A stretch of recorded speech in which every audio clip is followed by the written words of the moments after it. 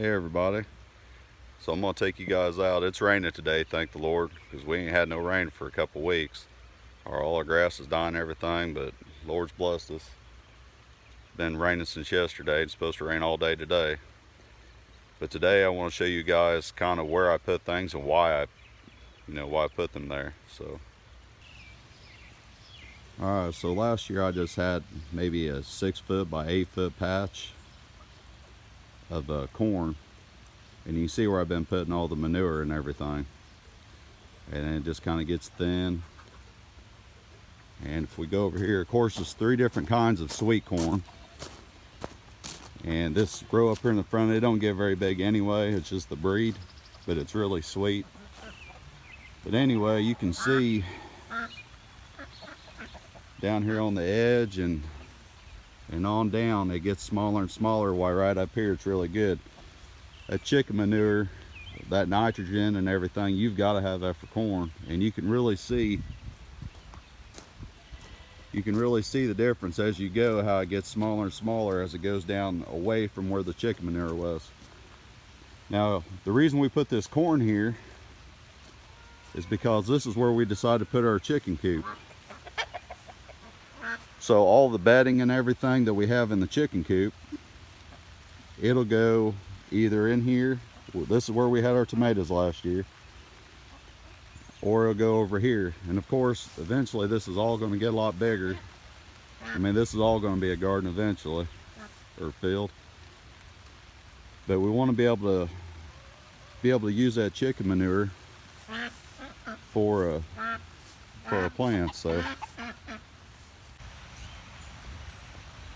okay, our little plot here, this is all on site too, by the way. So we decided to plant this little garden here. Of course, we put the greenhouse here. We decided to put the greenhouse here because it's going to get a decent amount of sun. It won't get as much as where the corn was, which is on the other side of that garage, but it gets plenty here. It also gets some shade too for the extreme heat and stuff, the sun coming down.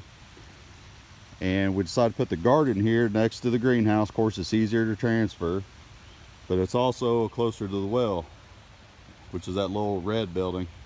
And please excuse the mess, we got kids. But the corn, it don't need as much as the tomatoes and the peppers do of the water. So, I mean, this needs to be a little closer to your water source. And also, we've had rabbits here for years. So we can take this, the rabbit manure, we can put it straight on our plants. We can put it in our pots in our greenhouse. And of course, we can always take it over there to the corn and such.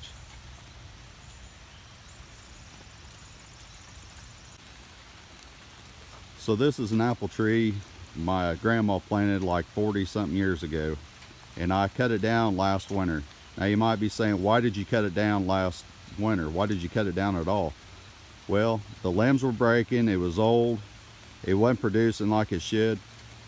But something you guys need to keep in mind, if you have a plant that's not producing and it's old, it just ain't doing what it's supposed to, you can revive that plant. If you cut it down in the winter time when it's dormant, it'll start shooting up all these new limbs and stuff, which we'll eventually cut some of these back to just a few, but it's growing a brand new tree. There's no fungus on it or nothing. It's just new vibrant life. So if you got a tree that's just gotten too big or something, wait till winter time whenever everything's dormant, cut it down, and you can grow a new tree. I mean, it'll be the same, but it'll be better. So we got quite a few walnuts, which is pretty much grown native. We did have some right next to the house. We cut them down because they was hitting the roof. But we leave them here, that way it brings the squirrels and such up. Plus we can eat the walnuts if we want. We decided to plant this persimmon tree here because, for one, it gets a good amount of sun. And two, whenever it gets bigger, it'll provide shade for the house, which will kind of help, cool things off. And of course, that big oak tree, my grandfather, he planted it, and it's helping with the sun. Now that pond right there, another reason we decided to plant here, if the electric goes out or the well ain't working or goes dry, we've got another source of water, which we got a third source of water on down back in the woods. We got a creek, which we can use if we need to.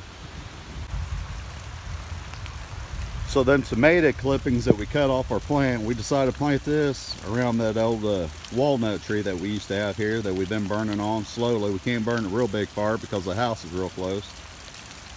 But it's sucking up all them nutrients. Got quite a few tomatoes all over it.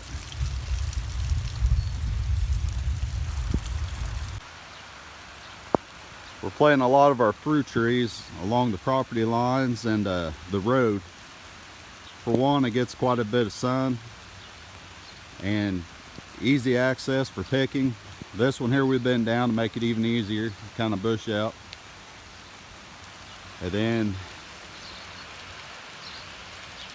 you can see the pecan tree, and we just planted a couple mulberry trees, little sprouts on the other side of that pecan tree. And we'll be planting more apples and stuff as well. So we got a couple blueberries, which they ain't doing so good because of the drought. Honestly, I forgot to water them. And then on the front side of the house, we planted a bunch of wall perennial flowers last year. Now I know a lot of people don't care about flowers, but you got to understand that attracts the honeybees and also gives you some beauty to your home. But you need them honeybees to be pollinating all your plants around the yard, so that's including your vegetables and your fruit. So if you want to attract them, it also attracts, of course, butterflies and hummingbirds and about everything else. So all right, I'm in the house. It really started coming down, so that kind of gives you an idea of why we've been planting everything where we've been planting it. Always think about where you're going to put it. Number one, you need to make sure you got water access. Number two, you need to make sure you have the amount of sun that you need for that particular plant. Now up here at my parents' house, site one, we've been planting a bunch up there in the woods.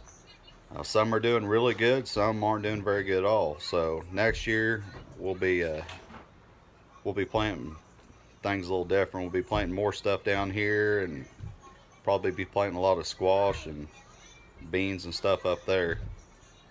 But we'll also be cutting down a lot of trees next year too and working on the soil. So hope y'all enjoy the video. We look forward to hearing from you. You can contact us by email at chamberlainff@gmail.com. Like us and subscribe to Facebook and YouTube at Chamberlain Family Farms. We're also available on Rumble at Chamberlain FF. We really look forward to hearing from you. Give us some ideas. Bye.